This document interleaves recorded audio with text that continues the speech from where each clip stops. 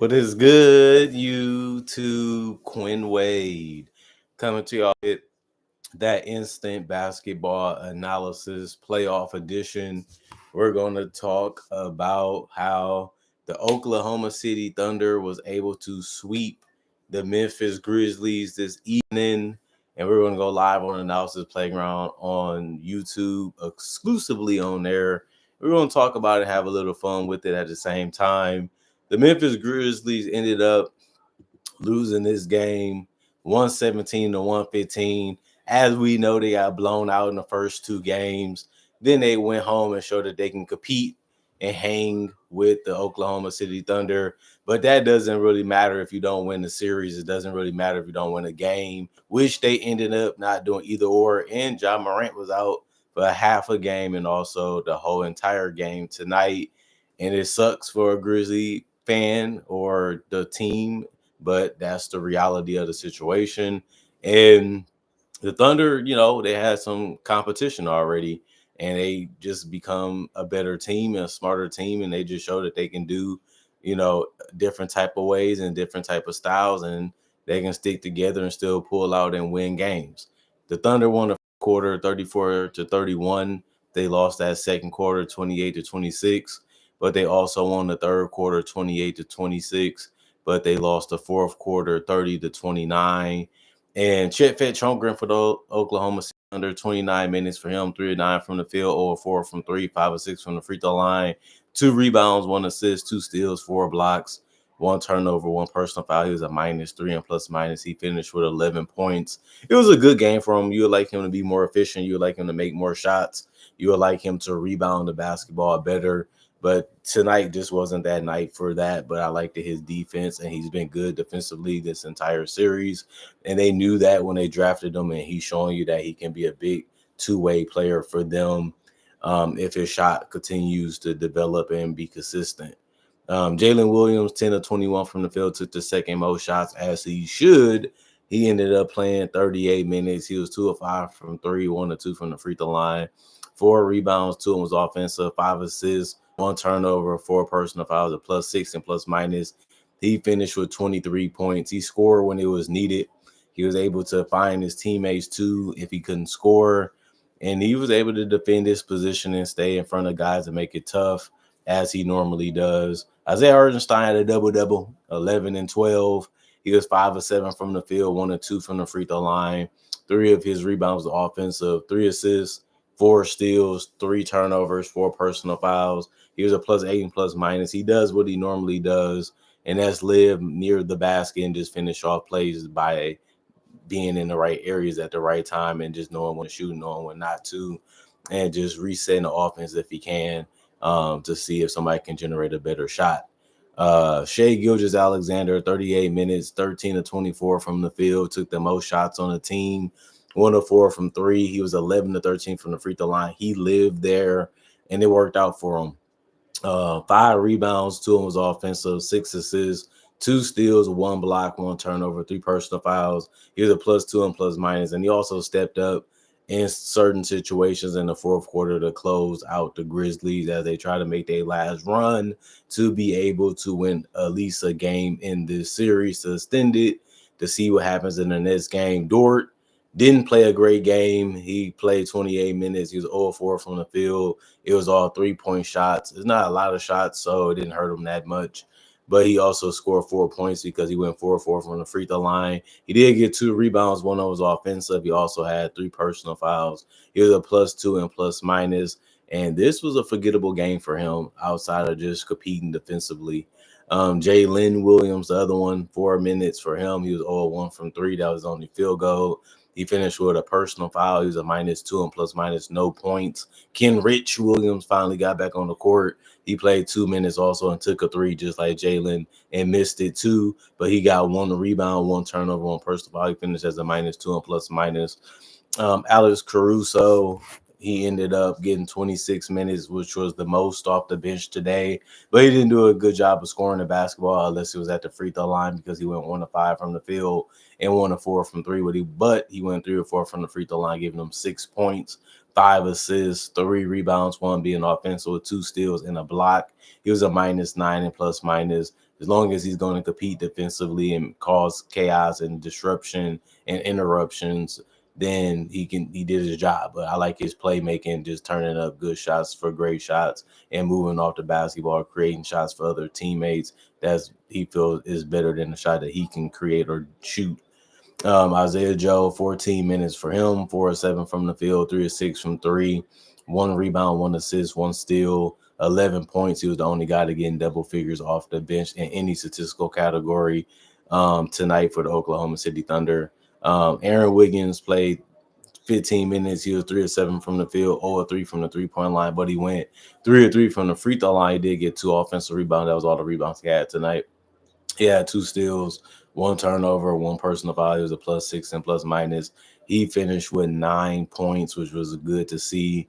And then Casey Wallace was 2 of 8 from the field, 0 of 3 from the three-point line, 0 of 1 from the free throw line. He did get 1 rebound in the assist, 1 block, 2 personal fouls, a +2 and plus minus 4 points. One thing you can say about the bench, they was able to score and have success that way, but they also played a good amount of defense and was able to come in and continue to turn the Grizzlies over and continue to put pressure as defenders. Even though they wasn't starters, they had a good impact as two-way players while also, just doing exactly what the bench was needed to do, and was able to overachieve in other statistical categories too. So the bench was able to add a lot of flavor to this lineup and this team tonight that they was able to get in there and play with, whoever's out there with them. So I like what they was doing. The bench really was helpful in this series, and they did really good in this game. And, even though it was close and even though it was a grind, they was able to help contribute as much as they could.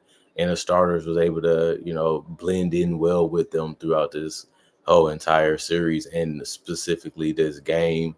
And they helped the starters not have to have huge performances, outside of Shea and Jalen Williams. It was just a great, role for other guys to just fit in where they get in and end up working out. The rest of the guys did not play. Coach decision, 41 of 94, 43% from the field, 7 of 35, 20% from three. They're going to have to fix that in the next series. 28 of 35, 80% from the free throw line, 12 offensive rebounds, 33 total, 22 assists, 13 steals, 7 blocks, 8 turnovers, and 20 personal fouls. And then the Memphis Grizzlies play a little bit of a bigger rotation tonight, but it was only because they didn't have the game going the way that they liked. Jaren Jackson, 3 of 12 from the field, 0 of 2 from 3, 6 of 6 from the free throw line, 4 rebounds, 1 offensive, 2 assists, 2 steals, a block, 5 turnovers, 5 personal foul, +9 and plus minus. He finished with 12, like we said. If he doesn't perform well, he doesn't shoot well, the Grizzlies have no shot. The difference was they stayed in the game. They had a chance to win this game. But if he performed better, they definitely would have. And that's a part that sucks if you're a Grizzly fan. Aldama, he should be starting. He was really good. But, it made sense to go in that direction to get more spacing, to get more shooting. And he did that tonight for them. 9 of 13 from the field, 5 of 7 from three. He didn't get to the free throw line, but he did get 9 boards and 3 assists, 2 turnovers, 3 personal fouls. He had 23 points, which really was good. I love what he did tonight. I love how he played. And I think that the coach and staff made the right decision putting him in that starting lineup. Zach Edey, 3 or 4 from the field. He was 2 or 2 from the free throw line. He did foul out in this game. He had 8 rebounds, 2 of them was offensive. He also had 7 blocks for trying to grab every board that he could while also trying to protect the paint to the best of his ability. And he did a great job. Besides, they just kept coming at him. They wasn't fearing him. They just kept coming at him. Even if he had success against them, you can say that was a great strategy by the Thunder, and it ended up working out because he was fouled out before the game was even over. -5 and plus minus for him. He only finished with 8 points.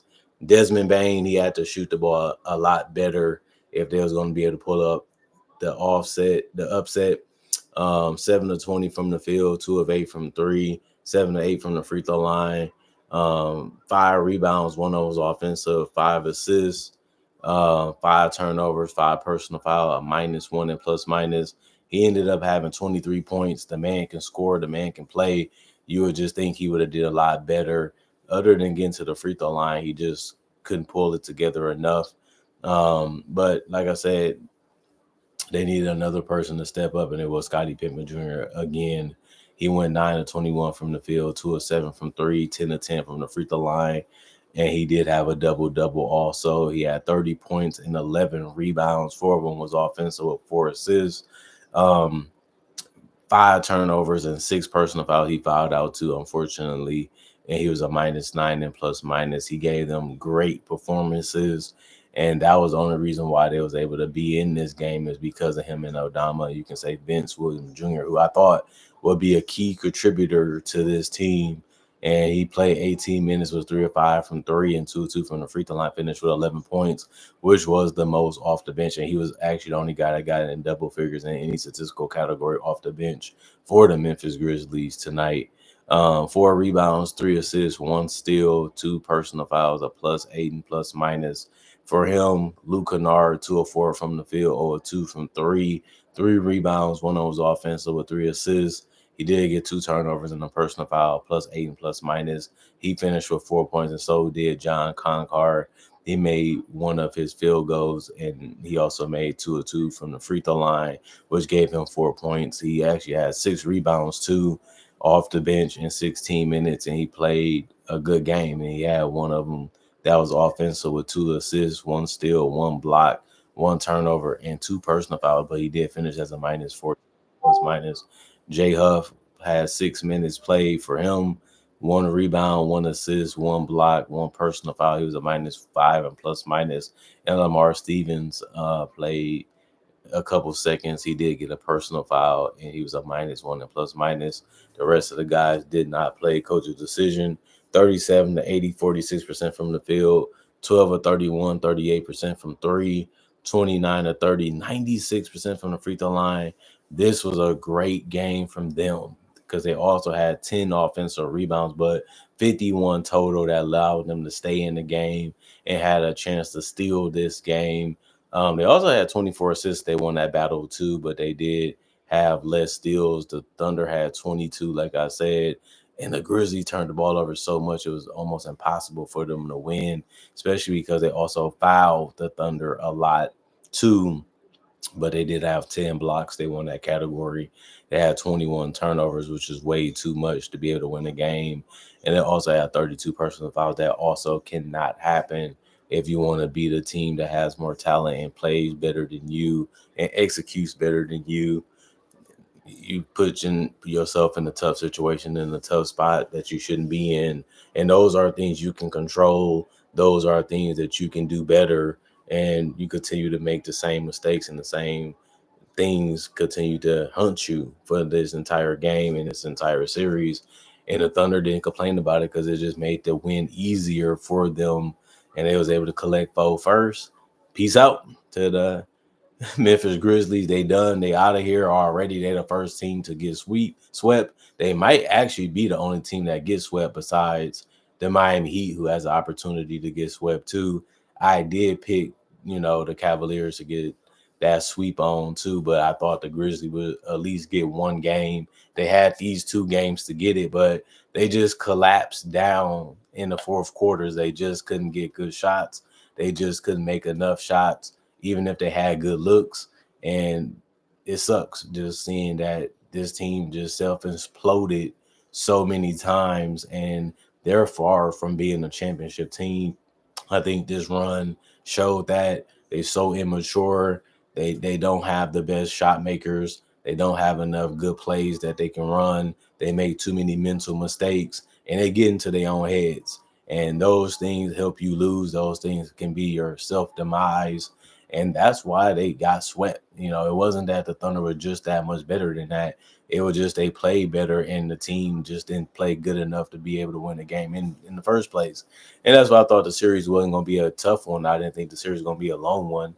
And then it ended up being a sweep. I thought they'd win one. They had a chance to do that the last 2 games. They found a way to blow it themselves. And that was the story of this series is the Grizzlies, man. Ja Morant continues to stay unhealthy. He continues to miss too many games. That's been the story for the last 3 years, or you can say the last 4 years. And then they don't have enough to actually compete if he's down with the best teams in the Western Conference, let alone the East. And that's why they don't look like championship contenders, and that's why they're going to have to find a way to put together a different roster if they want to be taken more serious and get their goal accomplished of bringing the first championship in Memphis history. And they thought John Morant would be a great player that can do that. It's not really looking like that, but he did give them hope, and he is a valuable player. So somebody give up something for him if they want to get rid of him, because do you really want to pay him all that money when he's not really playing that many games and is not really reliable and dependable, when it comes to playing in general? So they got things to think about. They got decisions to make. They have choices that fans might love or hate, but it's part of the game. You know what I mean? It's either you winning the championship or you just watching or trying to find a way to construct a roster in the future to be able to do it. And it's just as simple as that. Comment, like, subscribe, hit the notification bell for more analysis. And if you're new to the channel, I do conversation videos just like this and various NBA only topics. I also do breakdowns of real footage of legends, current legends, rookies, and also future stars.